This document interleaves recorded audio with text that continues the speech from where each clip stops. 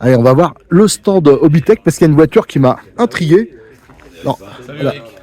bonjour, est-ce que tu peux te présenter pour ceux qui ne te connaissent pas encore? Bien sûr, Thomas, je suis le responsable de la société iModel, donc Le boss. propriétaire des trois marques Hobbytech, Connect et Funtech, également distributeur de plein d'autres marques, mais voilà, on doit être de plus en plus focalisé sur nos propres produits et nos propres productions. Et tu es co-organisateur Et on est du Model Festival. co-organisateur du Voilà. festival pour la 6e année, cette année. Donc voilà, on va s'occuper de toute la partie village avec les stands, avec les magasins, les nouvelles animations, la date. Voilà, tout ça on voit avec la famille Marnia qui gère le site. Et du coup, voilà, on s'entend très très bien. Donc pour nous, c'est notre main event tous les ans. C'est là qu'on va pouvoir rencontrer les particuliers qui veulent discuter avec nous. Voilà, on va pas faire d'autres événements.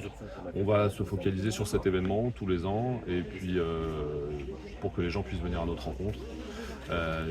Voilà, ce soir on a l'équipe des gens qui font du développement qui sont là, on fait des essais gratuits, voilà, on essaie de faire des petites animations.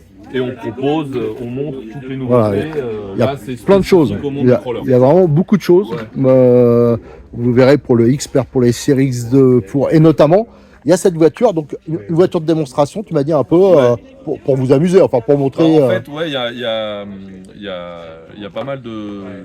Un groupe en particulier avec quelqu'un qui s'appelait Jean Lamine qui faisait vachement avancer le CRX. Il a développé notamment, beaucoup de gens connaissent les pignons, un petit kit de pignons laiton pour fiabiliser la boîte qui avait quelques petits soucis. J'avais vu une de ses créas là, il avait fait un petit half cab là, moi j'aime beaucoup ce style. Et puis j'ai demandé au gars là, comme on avait quelques carrosseries qui étaient un petit peu abîmées à l'arrière, je leur ai dit, vous voulez pas qu'on essaie de faire un petit kit là comme l'a proposé Jean Lamine. C'est vrai qu'il est hyper sympa. Voilà, ils ont fait un kit complet. Alors c'est que de l'impression 3D. Tu peux coucher les amortisseurs à l'arrière. Ils ont rajouté un système de basculeur.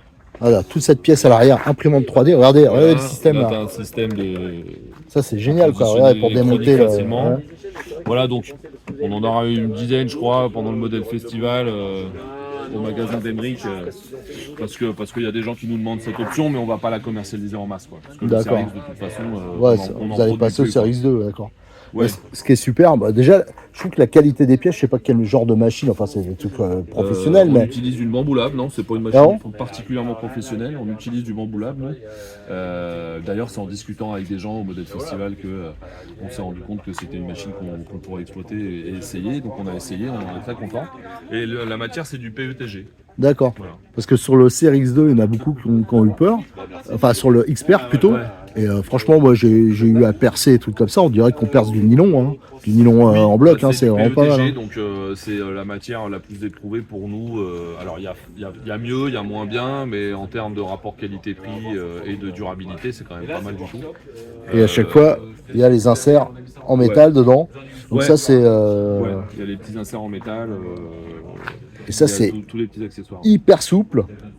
Et puis surtout, tu as les amortisseurs d'origine, tu vois, on n'est pas allé mettre les Wolfshock, on a laissé tout d'origine, quoi. Et là, ça, c'est une version que vous aviez sortie qui était avec les ponts alu. Ouais. Ça, c'est la version Ultimate. Donc, tu as toutes les options. Tu as les ponts en aluminium à l'avant, à l'arrière. Tu as le basculeur de boîte de vitesse pour fiabiliser aussi la boîte. Tu as le moteur fusion. Tu as le cerveau 21 kg d'origine. Voilà, toutes les options qu'on avait, elles sont dans le kit. Voilà.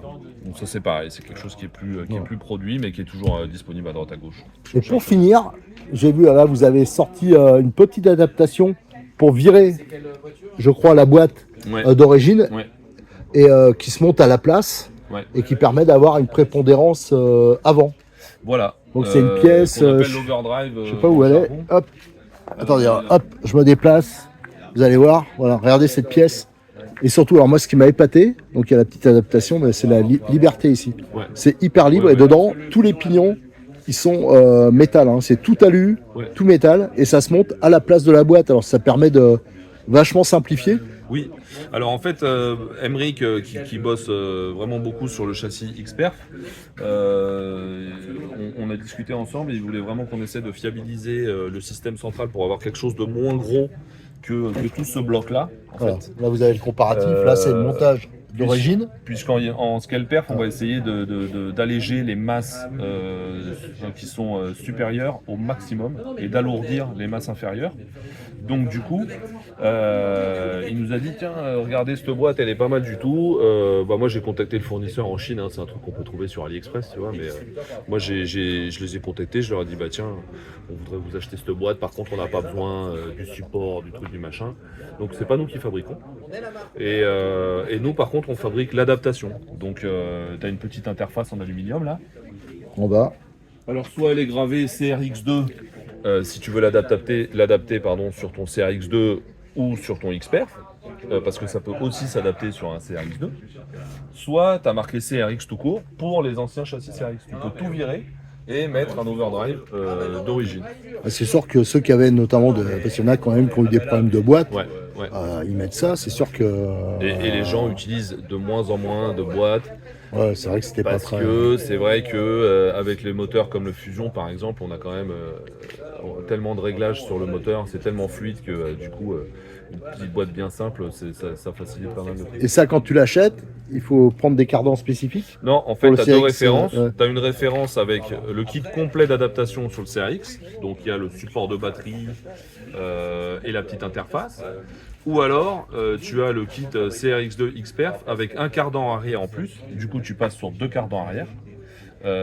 Et la petite interface aussi. Voilà. D'accord. Mais on s'en cache pas. D'accord, de toute façon, on fera une vidéo spéciale CRX2 parce qu'il y a plein de choses. Hein.